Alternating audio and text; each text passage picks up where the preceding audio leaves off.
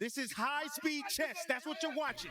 What's going on, my guys? Ring Magazine. We had the Canelo Bud press conference yesterday in Vegas. We'll watch the highlights. We'll go over it. Maybe we'll do a longer video. But now we'll watch these highlights. We'll react to them a little bit.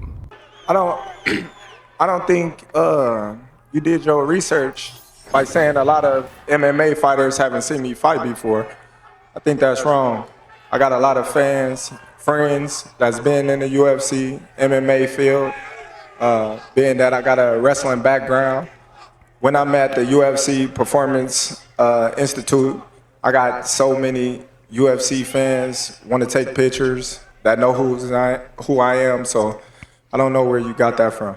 You guys make us like look at we are competing, but no, I'm not. I always like Dana White. I like and I respect all the UFC fighters.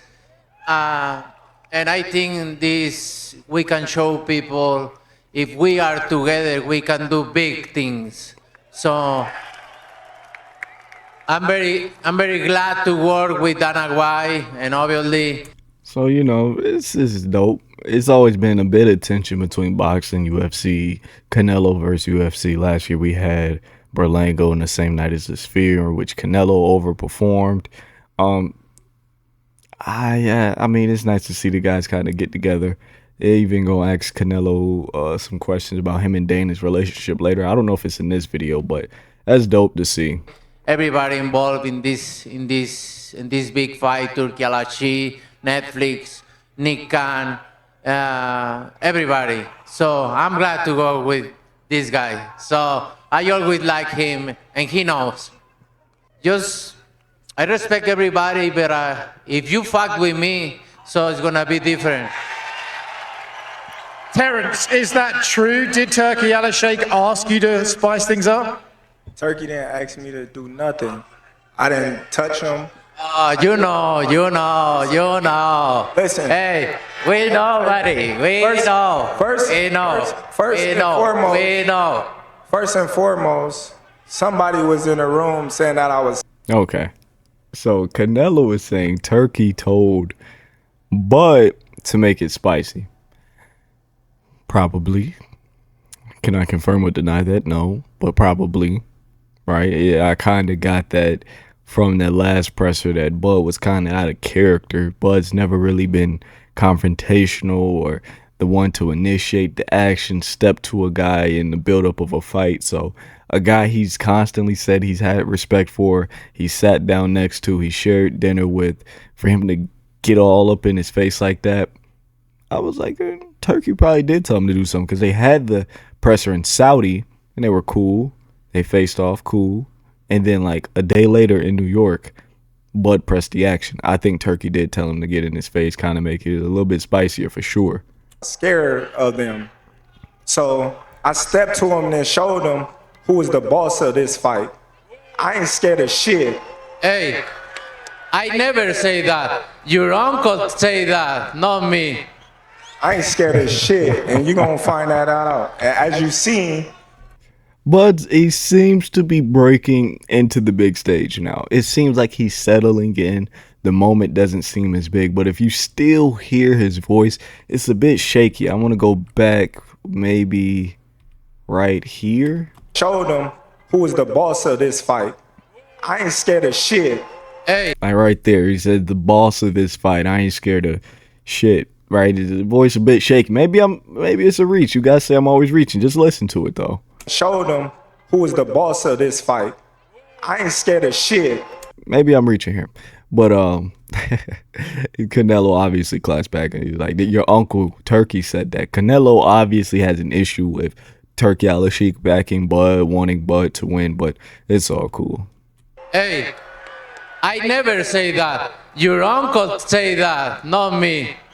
I ain't scared of shit, and you gonna find that out. And as you seen, the last press conference, we'll see. When I walked you down, when you supposed to be the bigger man. Yeah, hey, you say that because you're fighting with nobody, and you obviously look like you're a great fighter.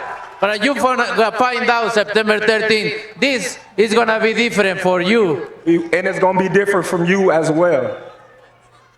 And the new Question for Canelo. The last fighters that you fought, they ain't on my level. And you I know fought everybody. the last fighters you fought since Everybody.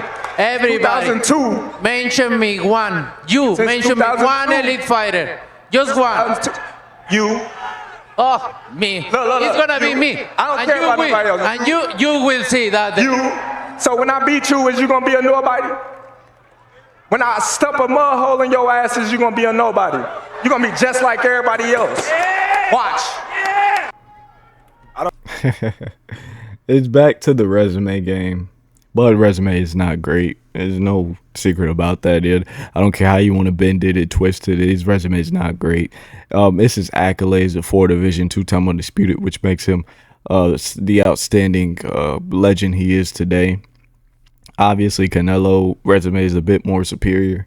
It was backed by a golden boy. He was able to get a lot more big fights. He's just the bigger star in general. Is that Crawford's fault? No. But regardless, the fact of the matter is his resume is not great. How much does resume play a part in this fight? I would say not much. Like, I am still kind of interested on how Crawford will deal with the elite fighter. I've only seen him against one fighter like that's elite. You know, Sean Porter is not elite. Kell Brook, Amir Khan is not elite. So maybe you could say Gamboa is maybe elite. But besides that, Errol Spence is the only fighter I'm like, that was his elite fighter, his elite performance. Was it a one-night thing? Was Errol off? I don't know. That's why we're here today. We got to kind of check on it. You know, I like to see fighters 3 times before I can judge them. I've seen Bud fight at an elite level 1 time. So this would tell us a lot about Terrence Crawford, man. There are some questions about if he can be in there with an elite fighter. I don't know. You know, that's not a thing that I focus on. I just focus on what I need to focus on to get the job done. And so be it. If I get the credit, I get the credit. If I don't, as long as I got the victory. Will that be frustrating? Because a lot of people have also not necessarily poked up. It's not frustrating because I've been dealing with it my whole career. You know, so it ain't nothing new. I'm very excited to fight there. You know, it's gonna be the first fight in the stadium, and for me, it's always great to see so many Mexicans there cheering for me. So I'm glad to be involved in this fight. I'm happy to stage the first mega fight at the Allegiant Stadium, and looking forward to, you know, all the big things that they do in the future with the sport of boxing and UFC. Oh, you need to gain weight when you move up, and it's complicated. Both parts. So they cut it out. But the question was, what's the difference between how do you prepare for moving up and fighting larger guys, which Canelo typically does, and fighting somebody similar, relative, or even smaller to your size? It's complicated. I mean, for my preparation for Crawford is gonna be different. Obviously, I need everything: speed, power, moves, everything. So it's gonna be different. My sparring partners, everything needs to be correct. Listen, I leave the opinions to everybody else, but like I said, after this fight, when I defeat Canelo, I'm gonna be on. Look, man, I'm always into the body language. I'm always looking at the psychological things of it all. That's a weird little, mishap right there. And, I don't know where he was thinking of Cotto.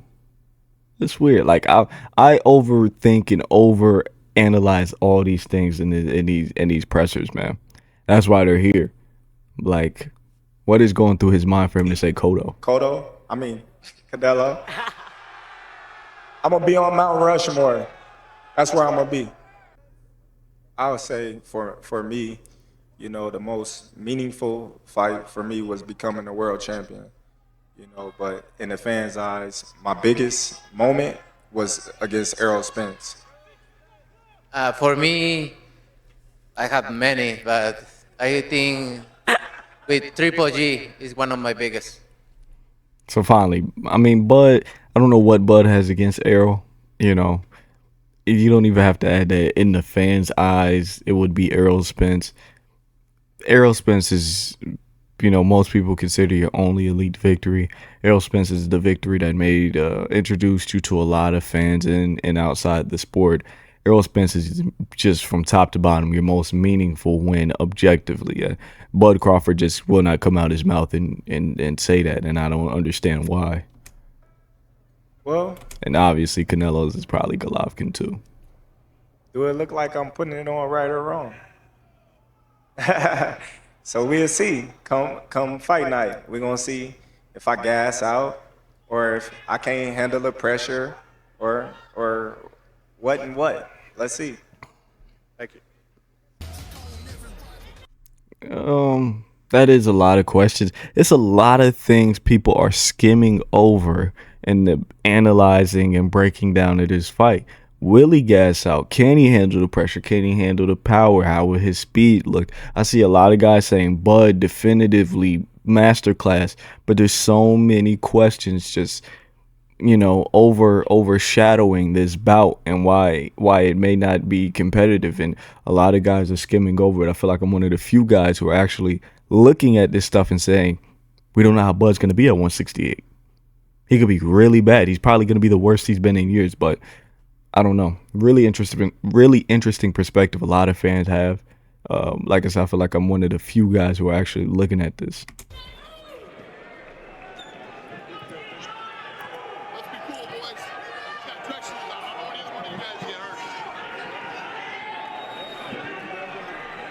Face off. Canelo seems to be a bit shorter, maybe half an inch. They're about same size or same height at least.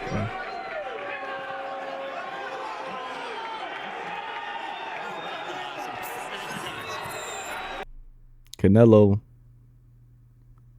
I always say this. Canelo doesn't really understand promotion. Canelo understands respect.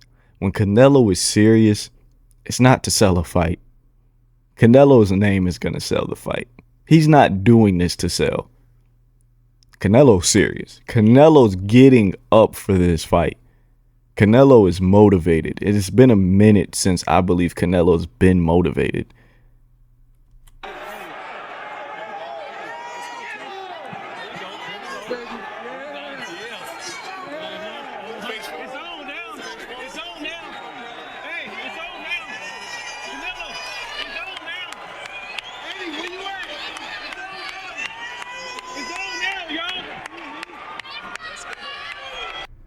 Bomac is I like Bomac. Bomac's a great coach, great trainer. I don't know, man. Bomac gonna get Bud hurt. He gonna get Bud face broken. I think this bout was best when it was just a good competitive, you're the best, I'm the best, I want to fight. But now it's getting a bit more personal. Now it's going into depths and waters that I don't like Terrence Crawford and Canelo at. Bomac is making this too personal. Obviously as a fan, I love to see it. For Terrence Crawford and his respective team, this is gonna be really bad. It's gonna be really bad.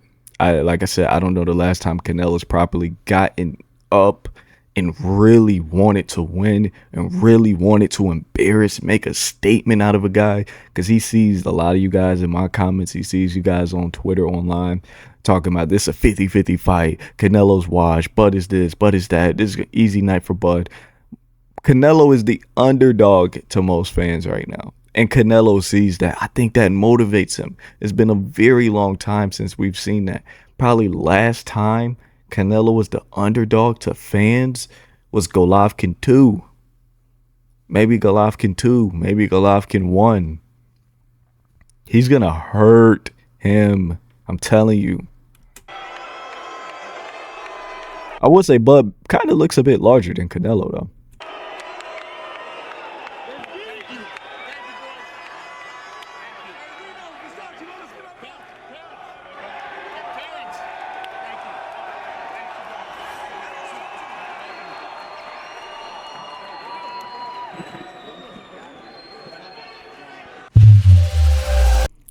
really interesting presser. Really interesting presser. Like I said, maybe I'll do one of the entire whole hour or so. I don't know how long it was and chop it up a bit. But you guys let me know, how do y'all feel about the presser? I hope you guys did enjoy this video. Hope to see you guys in the next one. Make sure you tune in to the Late Stoppage podcast. That should be going up on Tuesday of next week.